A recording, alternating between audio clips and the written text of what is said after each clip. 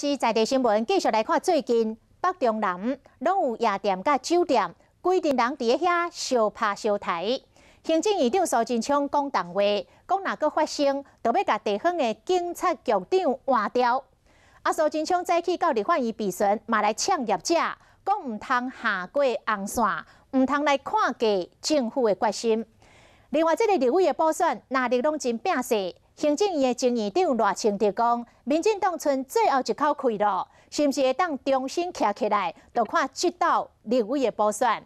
这高雄市长韩国瑜嘛讲，即摆民进党的所为，就甲当初国民党要倒的时阵差不多，是安尼四界夜钱抢选票。苏贞昌对这款的讲法真无认同。股票当选了！立委补选哪里战甲真激烈？高雄市长韩国瑜批评民进党一直咧压钱，推出福利政策抢选票，甲当初要倒的国民党差不多。行政院长苏贞昌无认同。原来国民党当初快倒的时候，就是到处撒钱，终于听懂韩国瑜讲的话了。高雄行政院长赖清德伊嘛讲，民进党即马只剩一口气，是毋是当重新徛起来？就看这回立委补选。民进党情势现在确实不好，所以大家更要努力。那也拜托人民看到民进党真的是跟台湾人民站在一起。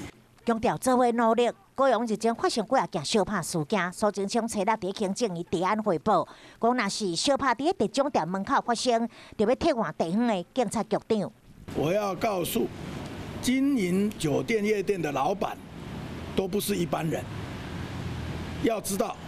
不要跨越这些红线，不要低估政府的决心。地方的警局长也都必须要有适度的压力了，就把手伸到这个各个县市的这个警察局去。朝野立委看法无同，苏贞昌嘛以非洲地这防疫为例，强调为着要让民众安居乐业，治安并会拍折。